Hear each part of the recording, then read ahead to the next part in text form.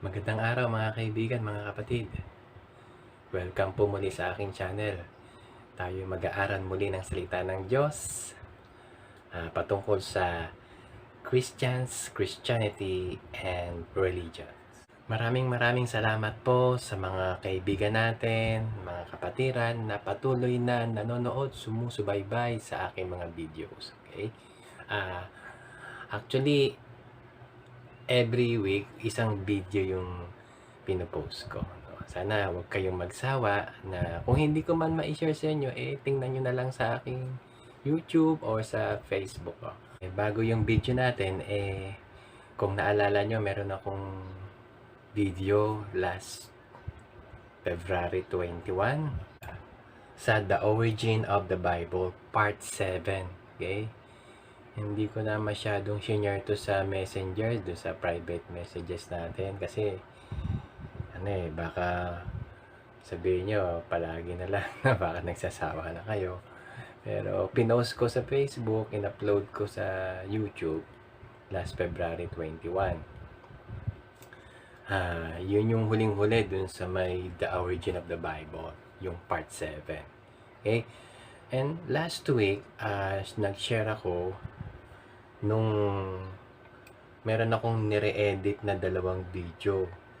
Yung isa ay yung saan napupunta ang kaluluwa ng tao pagkatapos mamatay. Okay? Pang-soul-winning ito. And then yung pangalawa, 7 tao na nakarating sa langit. Okay? Andito yung assurance ng kaligtasan, ng kalangitan. Okay? Yung The Origin of the Bible, kaya hindi ko na share o hindi ko na sinend doon sa mga kaibigan natin, lalo na doon sa mga hindi Baptist, no? Kasi medyo offensive na kasi. Medyo mabigat na yung mga information na binibigay ko doon. Okay? Subalit yun ay may katotohanan na research ko sa Bible at saka sa mga history books. So, syempre, dito sa internet din. Okay? Christianity and Religions, Part 1. Okay? Definition tayo.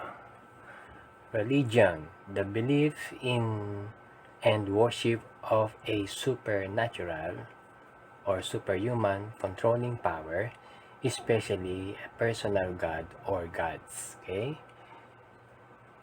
Religion in Latin, ligare or religare. Okay? It means to bind fast, notion of place, an obligation on or bond between humans and gods or gods, to join or link or the linking of human and divine. Okay? Dito sa definition ng religion, pinapakita rito yung paraan ng tao kung paano siya nakikipag-communicate sa Diyos. Okay? Kung Diyos man niya na Diyos-Diyosan o yung totoong Diyos na may likha ng langit o lupa. Okay? Subalit sa Biblia, hindi ganun ang paraan. Hindi religion ang paraan para tayo ay makarating sa langit o para tayo mapalapit sa Diyos. Kundi ang Diyos mismo ang gumawa ng paraan na isinugo niya ang kanyang bugtong na anak na si Jesus. Sabi dun sa John 14 verse 6. Ito ang sabi. Jesus saith unto him, I am the way, the truth, and the life. No man cometh unto the Father, but by me. Okay? Kung sa religion, gumagawa ng paraan ng tao para makapag-communicate sa Diyos, sa Bible, kinakailangan natin na dumaan kay Jesucristo para tayo makalapit doon sa Diyos Ama sa langit. There are more than 30,000 Christians organizations, groups, branches, or denominations worldwide, and more than 1,200 in the United States alone. As of April 20, 2010, there are roughly additional 4,200 religions, okay? Mga churches na lalo pang dumadami sa ating panahon. Ngayon, 2021 na.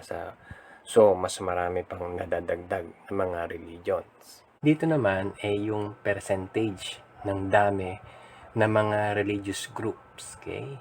Christian and non-Christians, okay?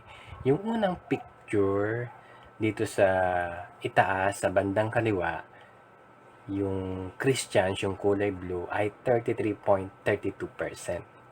Siya yung pinakamarami, okay? Nung 2010 ito no?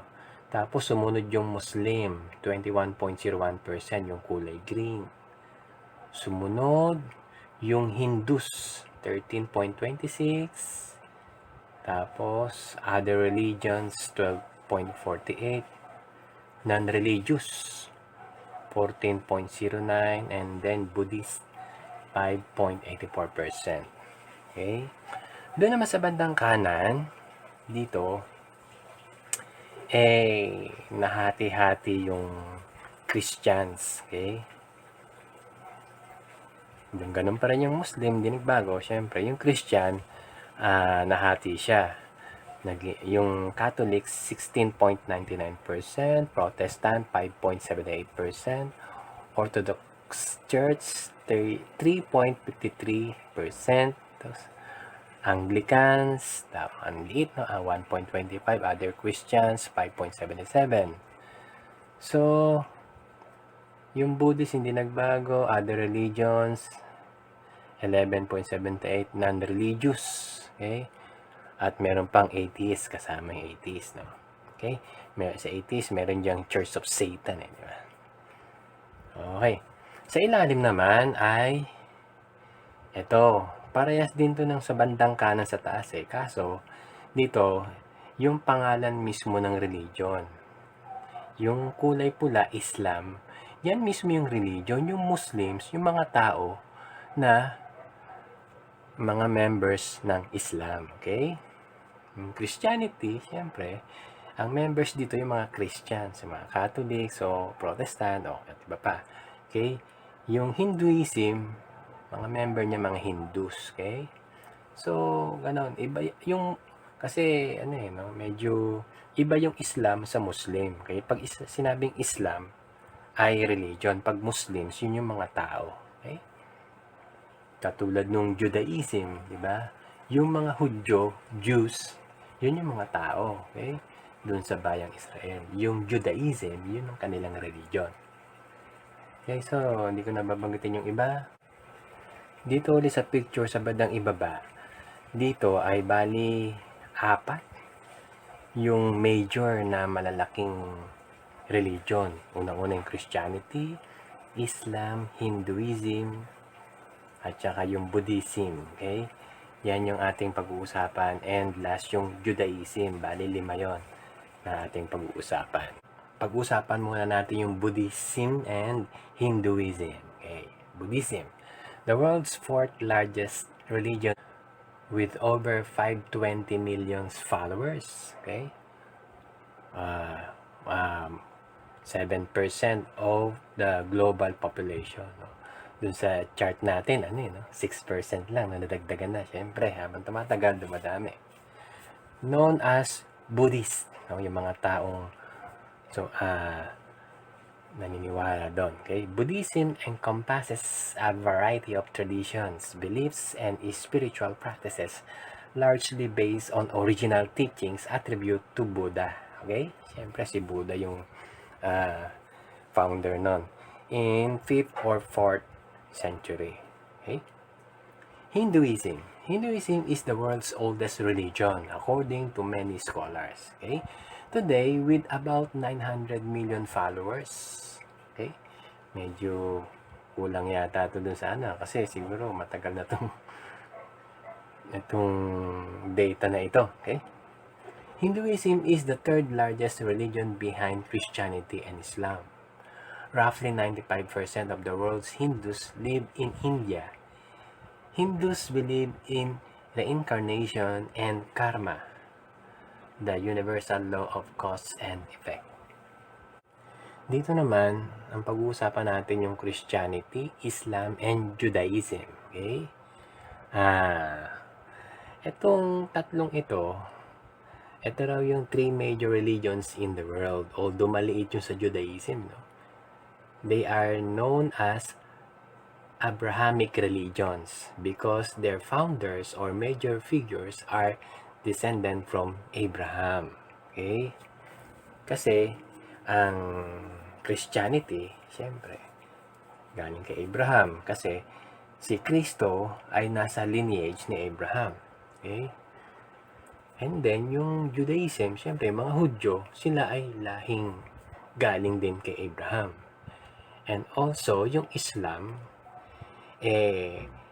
ang bansang, yung mga Arabs, okay, ay galing doon sa kay Ismael. Okay? Etong si Ismael, ito yung anak ni Abraham doon kay Hagar. Ito yung firstborn Okay? Firstborn. Bago dumating yung anak nila ni Sarah na si Isaac. Okay? Doon nakalineage yung lahi ng Panginoong Kristo. In Genesis chapter 12 verse 2, "And I will make of thee a great nation, and I will bless thee, and make thy name great, and thou shalt be a blessing." Ito yung pangako o yung covenant ng Panginoong Diyos kay Abraham na paparamihin niya yung lahi niya. Okay? And then, in Genesis chapter 16, verse 10, na kausap dito ng Panginoon si Hagar, yung maid nila. Maid ni Abraham at saka ni Sarah. Ang sabi ng angel of the Lord said unto her, "I will multiply thy seed exceedingly, that it shall not be numbered for multitude." Ang ibig sabihin nito, na yung covenant, yung Abrahamic covenant, ay extended doon kay Hagar. Kasi yung anak ni Hagar ay kay Abraham. Okay? Na si Hagar ay magkakaroon ng anak at yung kanyang anak ay yung si Ishmael. Dito sa verse na ito ay sinasabi ng Panginoon kay Abraham na dadami yung lahi niya, dadami yung mga taong sumasampalataya sa Diyos na galing sa Kanya, pero hindi dadami yung religion niya. Okay? Iba kasi yung religion. Hindi ibig sabihin na dadami yung Islam, okay? Kundi dadami yung lahi. Okay? At yung mga tao na may pananampalataya sa Panginoong Diyos. Okay? Yung totoong may pananampalataya o yung mga taong magkakaroon ng tunay na pananampalataya sa Diyos. Judaism. Okay? Judaism developed among the ancient Hebrews. Judaism is characterized by a belief in one God who revealed himself to Abraham, Moses, and Hebrew prophets by religious in life in accordance with scriptures and rabbinic traditions. Okay? So, Judaism, ang batayan niya ay ang kasulatan, ang Biblia. Okay? At ang rabbinic traditions. Yung karamihan ng mga Hudyo, yung mga rabbis, maraming mga rabbis doon sa Israel, okay? Pinagkukumbine nila yung kasulatan, yung batas sa kasulatan, sa Old Testament, commonly, okay? At saka yung kanilang tradisyon ng mga rabbis, okay? So, nagkakaroon ng contradiction at pagkakamali sa kanilang pagkakilala at yung kanilang application ng kanilang religion. Okay?